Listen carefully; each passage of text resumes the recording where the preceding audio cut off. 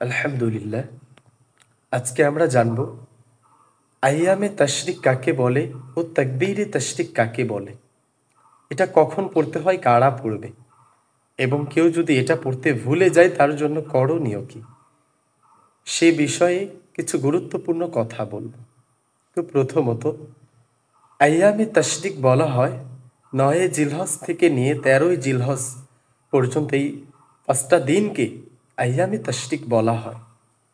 আর এই দিনগুলার ভিতরে যে নির্দিষ্ট তাকবীরটা পড়া হয় সেটাকে তাকবীরে তাশরিক বলা হয়। তো তাকবীরে তাশরিক পড়তে হয় ৯ জিলহজ ফজর থেকে নিয়ে ১৩ জিলহজ আসর পর্যন্ত। যে নির্দিষ্ট দোয়াটা পড়া হয় তাকেই তাকবীরে তাশরিক বলে। আর সেটা হলো আল্লাহু আকবার, আল্লাহু আকবার, লা ইলাহা ইল্লাল্লাহু, আল্লাহু আকবার, আল্লাহু আকবার, ওয়ালিল্লাহিল হামদ। নিশ্চয়ই আমরা এই বিষয়ে অবগত আছি যে ইব্রাহিম আলাইহিস সালামের স্মৃতিচারণ হিসাবে আল্লাহ পাক প্রত্যেক মুসলমান নর নারী, আকিল বালিগ, সুস্থ মস্তিষ্ক মুসলমানের উপর এটাকে পড়া ওয়াজিব করে দিয়েছেন। তো এখানে লক্ষণীয় বিষয়, যেই ব্যক্তির উপর ৫ ওয়াক্ত নামাজ পড়া ফরজ তার জন্য তাকবীরে তাশরিক পড়া ওয়াজিব। তো এটা আমরা কখন পড়ব?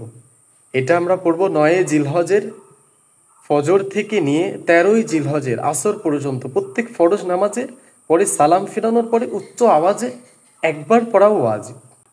তো এখন কেউ যদি এটা ইচ্ছাকৃতভাবে বা অনিচ্ছাকৃতভাবে না পড়ে তাহলে সে অবশ্যই সে গুনাহগার হবে।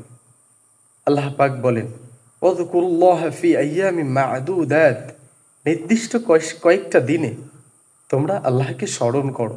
এখানে ইবনে আব্বাস রাদিয়াল্লাহু তাআলা আনহু বলেন যে আইয়ামিন মা'দুদাত মানে আইয়ামে তাশরিককে বোঝানো হয়েছে। তো এটা পুরুষরা পড়বে উচ্চ আওয়াজে আর মহিলারা পড়বে ক্ষীণ আওয়াজে। তো এই দিনগুলার ভিতরে অর্থাৎ ৯ জিলহজ থেকে নিয়ে ১৩ জিলহজ এই দিনগুলার ভিতরে যদি কেউ নামাজকে কাজা করে তার জন্য করণীয় কি?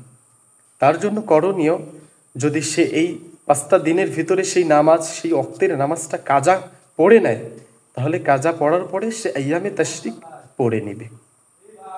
তো আমাদের ভিতর যদি কেউ এই ৫টা দিনের ভিতরে নামাজ পড়ার পর এটাকে পড়তে ভুলে যায় তার জন্য করণীয় কি? তো নামাজ পড়ার পরে যদি সে ভুলে যায়, তাৎক্ষণিক যদি তার এটা মনে আসে অথবা কিছু সময় পরে মনে আসে যে আমি তো দোয়াটা পড়ি নাই, তাহলে তার জন্য উচিত হবে সে ইস্তেগফার পড়বে, আল্লাহর কাছে মাপ চাইবে। কারণ সে একটা ওয়াজিবকে তরফ করেছে। এই জন্য আল্লাহ পাকের কাছে ইস্তেগফার করতে হবে, তওবা করতে হবে, মাপ চাইতে হবে। তো এটা কই থেকে আসছে? নিশ্চয়ই আমরা এই বিষয়ে অবগত যে আল্লাহ পাক যখন ইব্রাহিম আলাইহিস সালামকে তার ছেলে ইসমাইলকে কোরবানি করার আদেশ দিয়েছিলেন, যখন তিনি তার সন্তানের গলায় ছুরি চালানো শুরু করলো তখন আসমান জমিনটা কেঁপে উঠল। তামাম পৃথিবীর সমস্ত মানুষ ফেরেশতারা অবাক বিস্ময় নিয়ে তাকিয়ে আছে, কি এক অভিনব দৃশ্য। সেই সময় আল্লাহ পাক জিবরিল আমিনকে বলল, যাও জান্নাত থেকে তাড়াতাড়ি জান্নাতের একটা উত্তম পশু নিয়ে, একটা দুম্বা নিয়ে যাও, ইব্রাহিম আলাইহিস সালামের ছুরির নিচে ধরো। যখনই ধরলেন ওটা কোরবানি হওয়ার সময় জিবরিল আমিন বললেন আল্লাহু আকবার, আল্লাহু আকবার, এবং ইব্রাহিম আলাইহিস সালাম বললেন লা ইলাহা ইল্লাল্লাহ, আল্লাহু আকবার, আল্লাহু আকবার, ওয়ালিল্লাহিল হামদ। তো এটা আল্লাহর কাছে বড় পছন্দ হয়ে গেল। সেখান থেকেই আল্লাহ পাক সমস্ত মুসলমানের উপর এটা কিয়ামত পর্যন্ত ওয়াজিব করে দিয়েছেন। তো আমরা এই কথার উপরে সবাই আমল করার চেষ্টা করব।